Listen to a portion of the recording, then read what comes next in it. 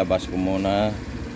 Ito muna yung gagamitin ko para magpakarga na rin ako ng gas kasi wala na, kunti na lang din yung gas nya. Yan. So 1 bar na lang. Diba? Ayan, 1 bar na lang. So pagupit ako at pinapagkain. So, pero magpagas muna din.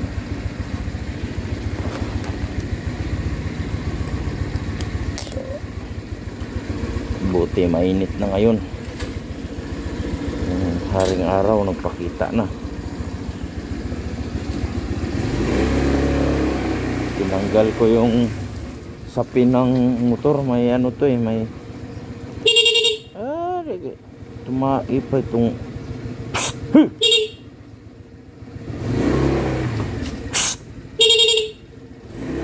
saan kita ngayon dyan. Ay naku, ming dito pa sa daan.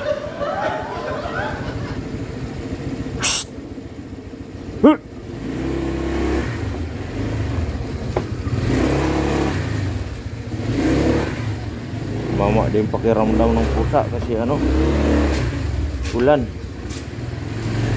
kalamig ba, ka-LBM din sila.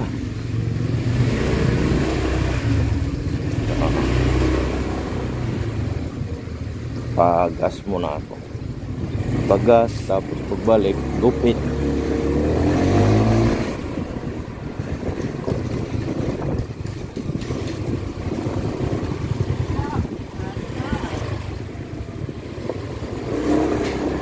Gupit, tapos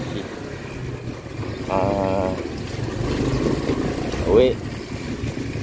Dapat nagsispa kami ngayong umaga. Ito yung kumpare ko. Parang may biyahe ba ya? Taytay. Ayan, yan yung kumpare ko. Yung nagpunta kami ng nag-vlog ako. Oh. Yan yung sakyan yung ginamit ng Kakawayan Falls. Yung big bike dyan, nandyan sa loob.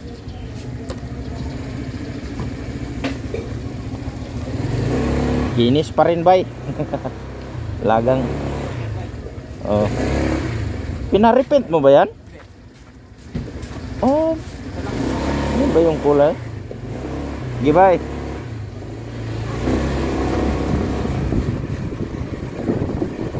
Big time yun si Bay Jun.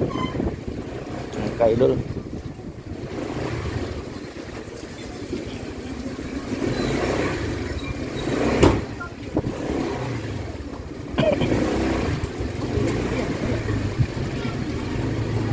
Ano yun? Cellphone technician. Technician yun ng mga gadgets. Kaya malaking naihipon yun sa araw-araw. Pabili siya ng ano, Z650. Para pagkabasag ang mags. Kaya umuwi rito. Z650 ng Ninja Kawasaki.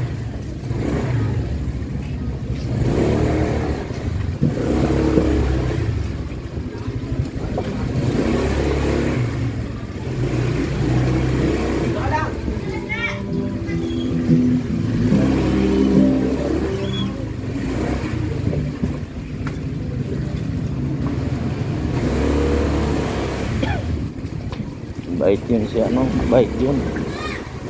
Yung nag-outing kami sa Infanta Quezon, yun yung sakyan niya yung ginamit.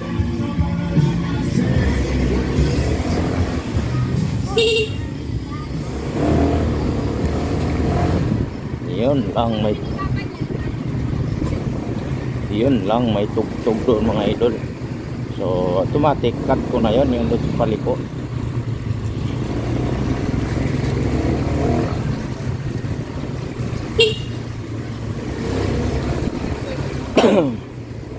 Time na yun yung nag-outing kami, wala pa akong trabaho nun kasi ano pa yun, recovery period pa ako sa sakit ko nung time na yun. So libre nila ako ni Bayal John, yung kumpare ko rin yun. Ngayon may sasakyan na si Pre Aljon kasi ano yan seaman. So pag nag-outing naman kami, yun na naman yung sasakyan ni Pre Aljon, yung Mirage G4. Dalawa na yung sasakyan niya, yung Changan. So marami na rin akong mga kaibigan. Yun, nag-start na yung simba kasi 9 dito mag-umpisa eh. Ngayon hindi tuloy kami nakasimba kasi kaninang umaga sama pa yung weather, muulan pa. Pero ngayon medyo okay na kasi mainit na. Ito po yung Pinalad Talipapa, pero diretso muna ako sa gasolinahan kaya 1 bar na lang. Pakarga muna ako kahit 2 litro. At saka para na rin ma-recharge yung baterya.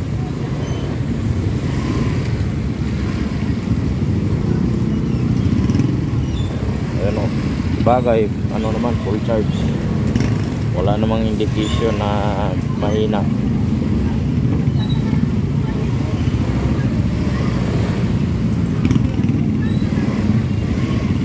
Magwawashing na lang ako mamaya after ko magpagupit at bumili ng ulam at bigas.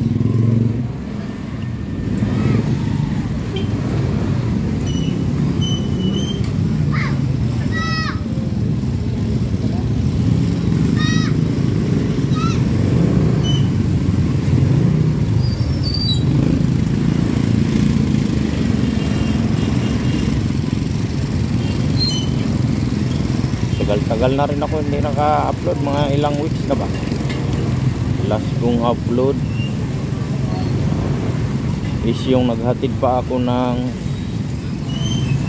sa kapatid ng asawa ko sa airport. So hindi ko plano mag-vlog noon, pero binlog ko na lang para may update. Pero baka next month, hindi ko lang sure. Basta may good weather na tayo eh, baka mag-rides ako. I-rides na naman natin to mga idol. At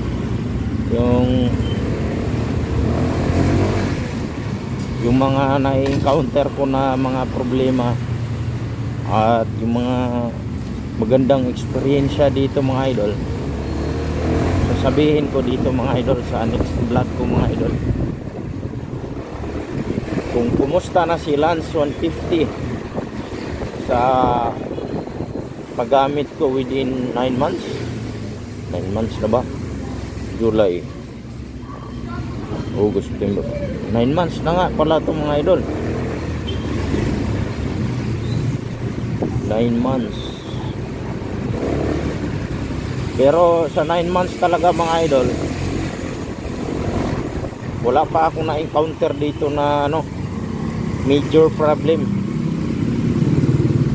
Yung lang, ay sasabihin ko na lang dito, yung na lang, yung na-encounter ko lang na problema, yung lang, yung moist ng signal light sa likuran. Kaya ang gagawin ko pala mamaya, buti naalala ko, gagawin ko mamaya, bibili ako ng shoes glue. Try kong lagyan ng shoes glue yung sa taas, yung cover ng LED. Patakan ko lang ng shoes glue. Maliit lang naman yung parang malusutan ng tubig. Yun lang naman kaya nagmo-moist. Pero ngayon dahil nga na ginagarahe ko lang to para matuyo yun. Ngayon natuyo na yung yung moist sa signal light. Kasi nga naman yung ginamit ko to sobrang lakas ng ulan na mapasukan talaga siya ng tubig, tapos matagal-tagal din matuyo. Yun lang naman yung na-encounter ko. Pero sa engine wala tayong problem. Pa rin, aggressive pa rin to. At yung andar is ganun pa rin sa dati na pagkuha ko na brand new siya.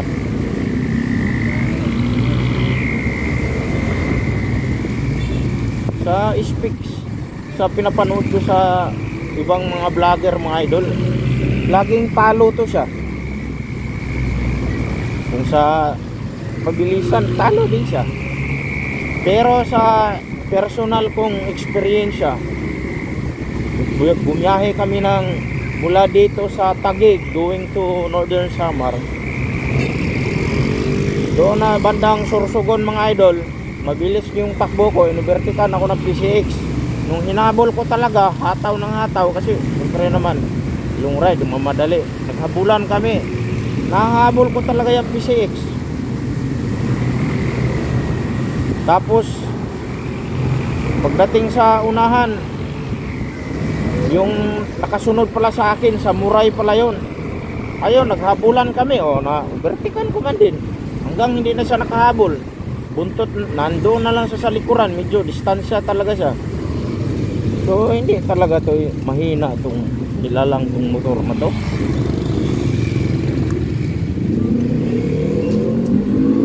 May bubuga din talaga. So pagas muna ako.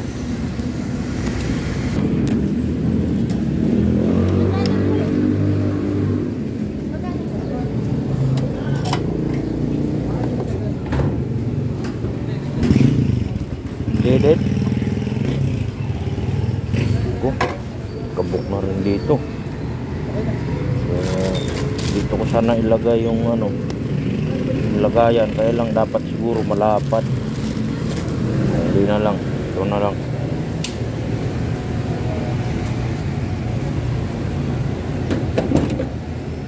Wait lang po.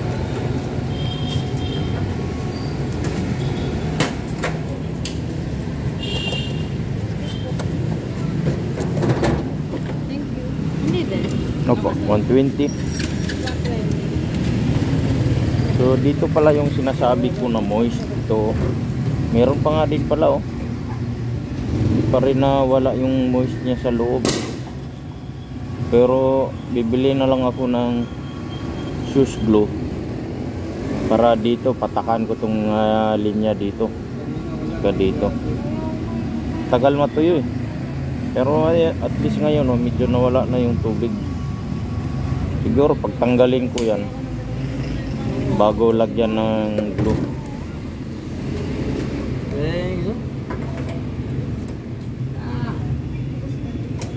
Ayun, salamat.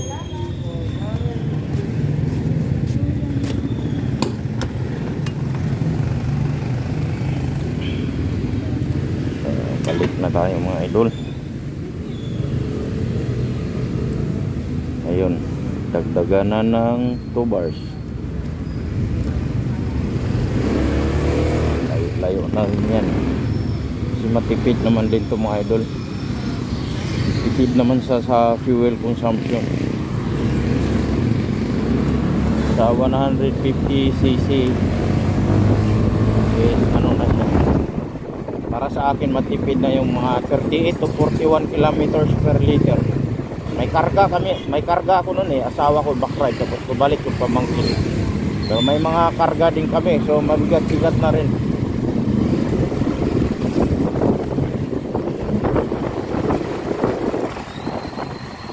Mas gusto ko siya sa long ride kaysa sa malapitan. Kasi mararamdaman ko talaga yung power.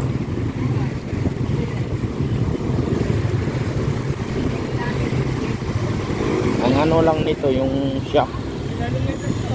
So, medyo matagtag yung yung sa likod. Matigas. Siguro ganun siguro talaga, pareho lang to na click 160. Yung shock niya sa likod. Malaki yung mga spring.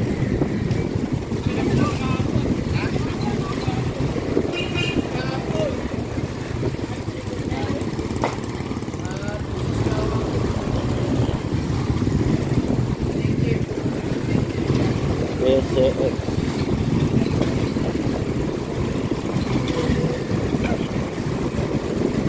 Kailangan ko lang talaga dito mag-aral nito kung paano yung mga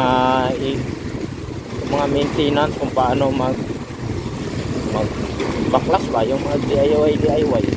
Pero kailangan sure ball para hindi naman, siyempre kahit pa paano may experience naman ako kung paano gumawa ng motor. Pero sa mga dekadina nga manual nitong mga CVT yung mga pangalan ng mga parts nito hindi ko pa alam kasi first time ko naman magkaroon ng scooter.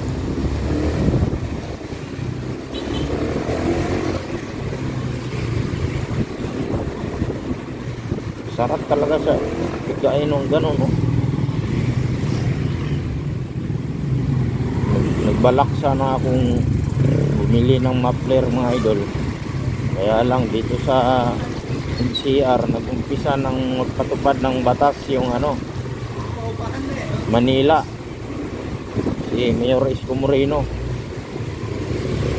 Yung nagpapatupad ng batas, yung mga enforcer, kahit may decibel meter ayaw sa 2.5. Gusto yan yung normal na takbo daw, yung bugahan. Siguro kahit stock pipe yung mo, lalagpas ng 99 decibel meter. Buti andyan si Congressman Busita. May mga tayo ng tamang paggamit ng decibel meter. Yung kinumpare yung video na napanood niya doon sa Manila enforcers na patupad. Maraming nahuli doon. Pero ako mas gusto ko naman ng tahimik. Kasi nga naman nakakahiya naman din sa mga kapitbahay pag napadaan ka sa Kabulahaw, lalo na pag gabi. Disturbo talaga. So ano kaya ang una kong gawin? Pagupit or bumili muna? So pagupit muna ako, mga idol. So pabalik na pala ako doon sa Pinalad.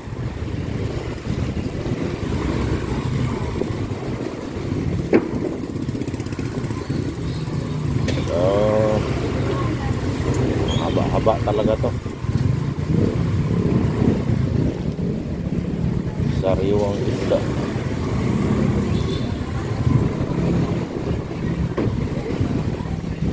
Ano na lang, siguro bangus na lang.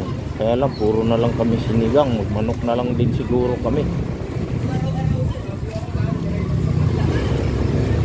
Ang tinola.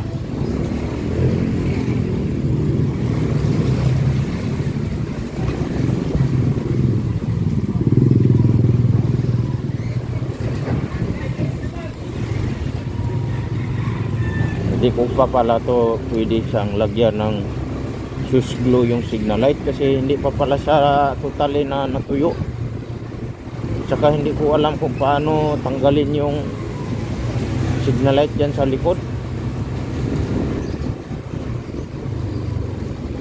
May lock lang yan yung cover ng LED light. Yun, hindi siya ganun ka-sealed. Yun, kaya lang may customer pa.